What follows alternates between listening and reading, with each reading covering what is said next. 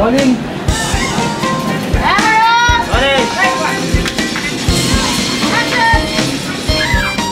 Unang saba ko sa movie and akala ko ganun kadali magawa ng movie.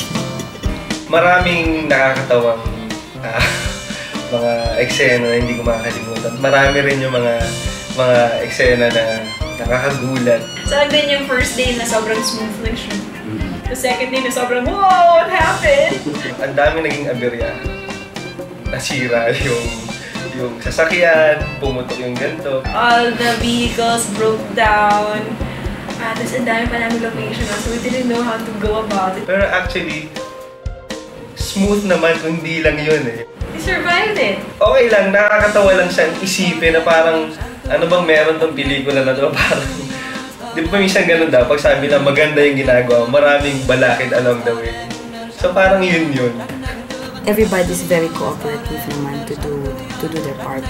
I just wanna say that sa dami ng ginawa ko, ito yung pinaka parang barkada trip lang. Yung I didn't feel any pressure of shit, magalit yung director, tara na, there's na. Hindi gano'n. Tara, there's tayo! Ganito ba?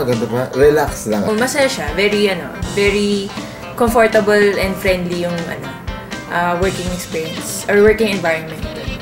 Na kung magka-problema man, hindi magkakagulo kasi lahat magtutulungan to solve the problem. Kasi everybody was supportive, everybody they were able to bring their weight. Ang gaan lang nung feeling, nung atmosphere. That's why it was easy. Masaya yung stuff. Kuwela, pag-anto ka na, may mag-joke. Ayun. Friendly environment. Kaya parang hindi nagtatrabaho.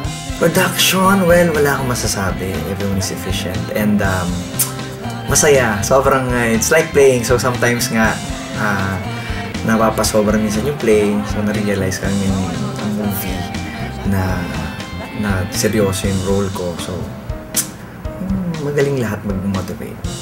Magturo sa akin mag-motivate. Though the scenes were kind of tight dahil yung oras, hinahabol namin yung araw and everything. Kahit may tension si Rian na, alam mo yung tension kasi, guys, dali, let's do this, may araw na. Pero kami parang, sayo pa rin namin, tara, may araw na. So, sapakan, tas tawanan pa. Pero nandun yung pressure, nandun yung professionalism. Pero hindi bad trip, hindi So, yun, ang saya nun. First time that I ever experienced a crew na, in an indie film that's really light. Actually, masaya kasi first project ko to na puro babae. Ang mga kasama ko sa prod. Usually kasi ako lang babae pagka may project ako Asti nga yung mga staff babae, tapos yung mga artista na major roles, mga lalaki. Tapos sa staff ako lang yung lalaki, tsaka si Dustin. Sino pa ba lalaki? Tsaka yung sound natin. This is the second film kasi with Rian that I made. Collaborated with Rian.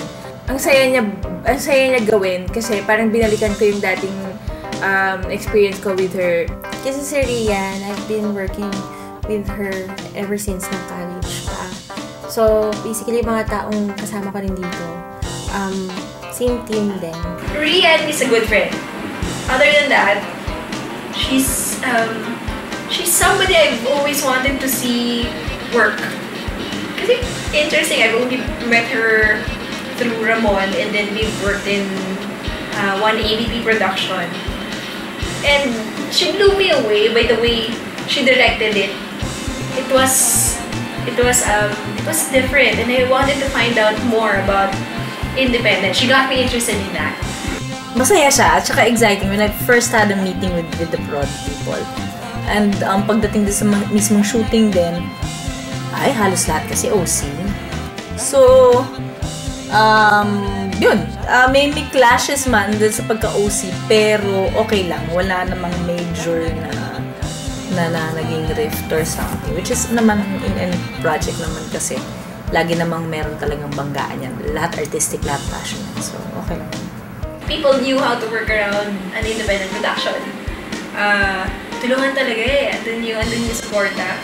So parang, okay, PA ka, artista ka, pero alam mo kung ano yung pwede mo pang itulong, ginagawa naman. So, As a team talaga. it's really one team. Galing. Kasi working with people na alam mong passionate sa ginagawa nila, it's not because of money. Parang nakakahawa kasi yan eh. Kumbaga, ang gusto nyo quality work. Alam mo kasi lahat, ibibigay nila yung best nila. Actually, nakaka-inspire yung ganun. Yung hindi dahil sa pera yung ginagawa namin. Experience ko sa pag-shoot ng film, very, rewarding. Kasi, alam ko na I'm working with people who also have the same goal and intention for the film. So, nung nando kami during shoot, I could really feel na parang one lahat dun sa goal nila to make the film good. I keep on coming back to making short films, independent short films like this kasi para sa akin, doon ko nakuha yung talagang artistic fulfillment. Working together with my director to, produce her story or produce her vision.